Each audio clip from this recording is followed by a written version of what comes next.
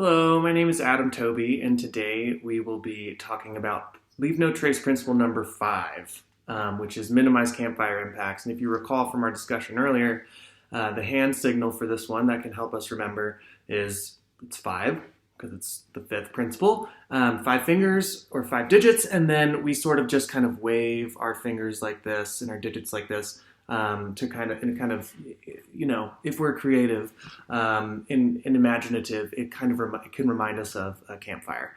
Leave No Trace principle number 5, minimize campfire impacts, is really important. Just like all the other principles, this one has one of the most lasting and sort of most immediate effects. Though we see wildfires every summer and fall, particularly out here in the Mountain West and on the West Coast, and they can just be devastating. Not only to obviously not only to the places that we enjoy recreating, in which we enjoy recreating, but also and more importantly to the ecological community that exists in those regions. So we're going to talk about how we can minimize our campfire impacts. And so here we go. Well, the first thing that we can do if we want to minimize our campfire impact is we need to plan ahead and prepare. Going back to principle number 1, which if you remember is 1 digit, and we're kind of making the list, checking it twice. And we're planning ahead and preparing to see if campfires are even allowed in the region and during the season in which we are recreating outside.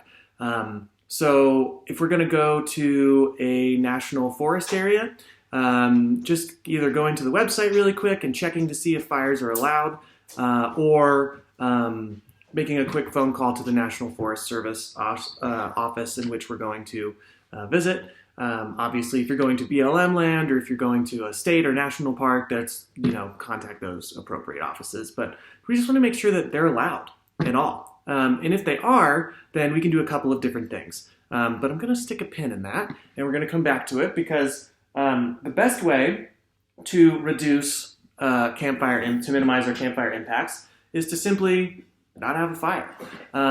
What are some ways that campfires, what are some reasons that we want to utilize a campfire? That we would want to have one? Yeah, for sure. So cooking, there's a practical element to it. We want to be able to cook, roast our veggie hot dogs or our tinfoil packet meals over the fire. Yeah, for sure. It kind of gives it a nice, campy flavor. What else? Yeah, the ambiance. That's huge. I have very many memories of sitting around the campfire with friends and family, and we don't even have to be talking about anything. We just get lost in the wonder that is fire. There's something very primal about gathering around a fire with others, and it can be a really great time of community building and bonding with our friends and family. So it's not just practical, but in regards to making something, but can also be a highly relational thing. So absolutely, yeah. Yeah, so we don't want to totally say that campfires are bad. Obviously, the best way to minimize a campfire impact would be to not have one at all. But there are ways that we can have a campfire and do so responsibly, so long as it's permitted in the area in which we're recreating. But before we get to that, I know that I keep saying, hey, we're going to get there. But I want to talk about some alternatives, particularly when it comes to that first thing that was mentioned, which is cooking. So there are other ways that we can cook a meal or heat up water or do what we need to do when we are camping or backpacking or whatever we're recreating outside. And one of those ways is with camp stoves. So I'm going to show you a couple different camp stoves and sort of how they work. I'm not going to light them because I'm inside and I don't want gas to fill up this thing, but you can use your imagination. Camp stoves are great because they can be really tiny like this. This isn't the smallest one, but it's among the smaller camp stoves. And it's really very tiny. You bring a gas canister, a pressurized canister, you twist this sucker on there, it sits on top like this, and then this opens up, and you just have to turn on this deal. You don't have to pump or anything to create pressure. Flames come out of this, and you can heat up your water for your backcountry pad thai ramen, or your mac and cheese, or your hot cocoa, or whatever it might be. So this is, you know, one type of stove, and it's kind of nice because I can just throw it all in here. Bear with me. Throw it in the carrying case. Throw it in there. I wish that this particular canister would fit in this pot, but alas, it does not. Then you can just, you know, throw your lid on top and pack it and go. So that's a smaller version. Maybe if you that could be good if you're going solo, or you're cooking just for yourself on a trip with friends or family, or if you're maybe cooking for 2 people, it could be appropriate.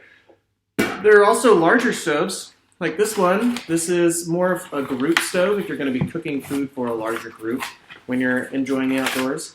And as we get this out of here, you can see it's a little larger. Let me actually pull this other one out so you can see the size differential quickly. If I had planned ahead and prepared better, I would have not packed this away and made a note of that. So you have this. Oh, I should just leave it out. Yeah. Just leave this guy here. Move this guy back a little bit. And you can see really just all of us right now, even, there's a huge difference in size when it comes to the stove itself, the thing that's going to be creating the flame.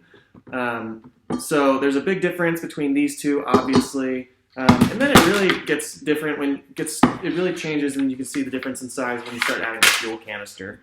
So this is a fuel canister. It's not pressurized. It's actually kind of nice compared to this one. This one you have to, you go and you buy a pressurized canister, and then you have to figure out how to get rid of that pressurized canister when it's empty. And that can remind us maybe of principle number 3, dispose of waste properly, like we're digging a cat hole, but it's also for garbage. And these can be recycled at various recreation stores. And so once it's empty, it's good to bring those back. But for this one, you don't even have to worry about this because this is a reusable fuel canister. I fill it up with typically white gas, liquid white gas, or I mean, this particular stove can even use gasoline. And some of them can use, it's kind of ridiculous, but from this particular brand, some of them can even use diesel fuel or jet fuel, which I don't know why you would want to use jet fuel, but maybe if that's what you had, you could use it. So the way that this one works is you would unscrew this. There's liquid in here, so I'm going to do that. And then you stick this pump mechanism into here. And after you get that connected, you put these guys on the ground, and hopefully somewhere where there's nothing growing there. So you wouldn't want to put this stove, or any stove really, on top of like wildflowers, and try to avoid putting it on grassy areas. But if you had to do it on a grassy area or something, that would be fine. Just being aware that if it's dry, to have a water source nearby, or just looking for another location in general. But this thing is pretty cool. It's a windshield, so I would set this up, drop stuff all over the place. If this was attached, bear with me for a moment, I make a lot of noise. If this was attached here, I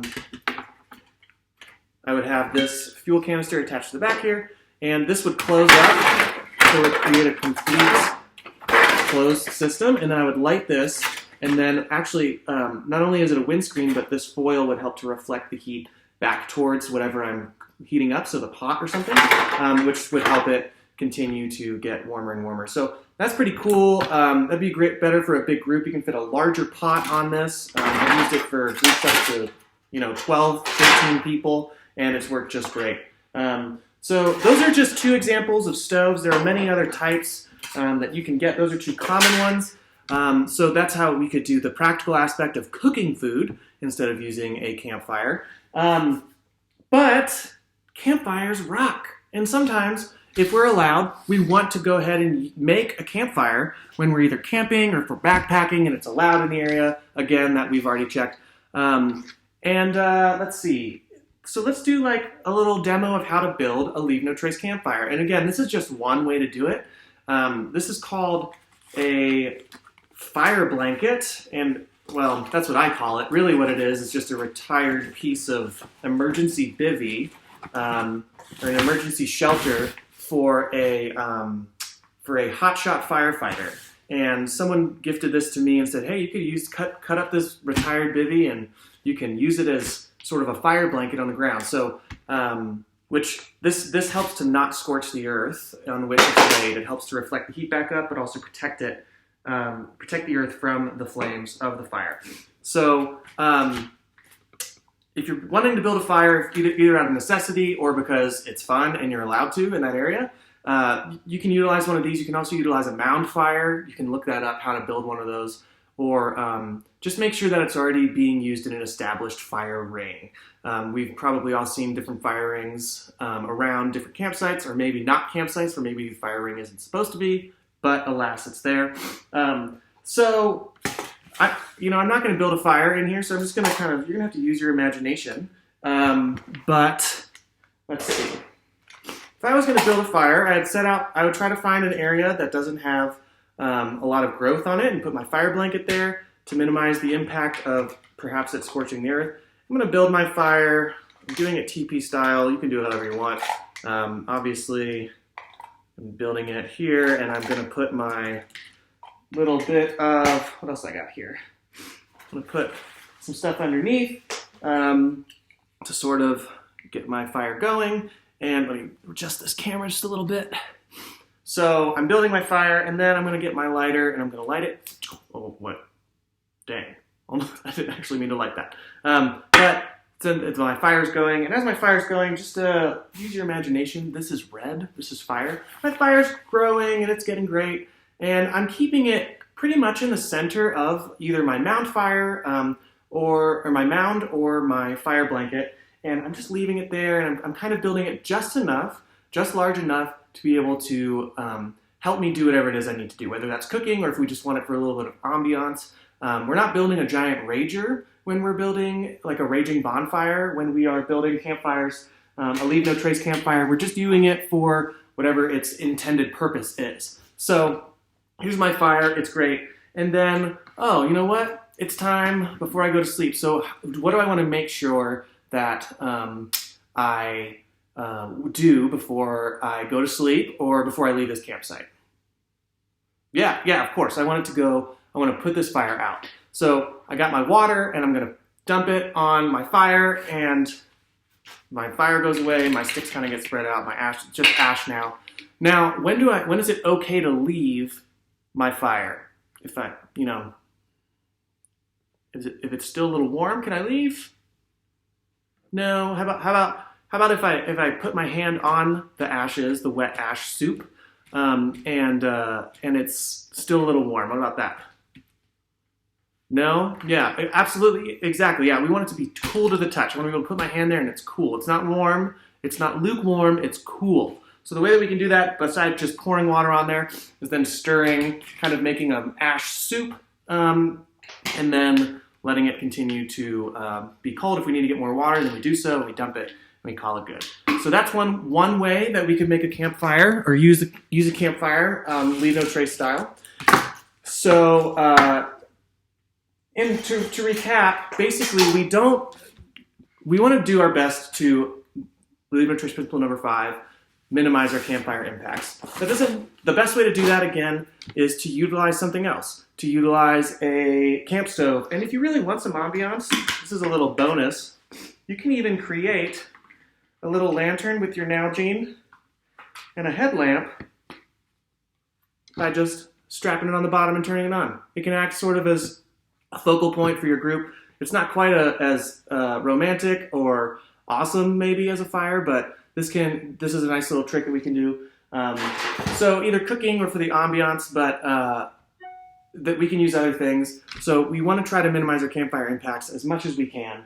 And but if we want to have a fire and we're allowed to have a fire, we can do so appropriately. So hopefully now you understand and at least have a little bit of tools, some tools and some things that we can look up, like the mound fire, in order to make a leave no trace campfire wherever we go.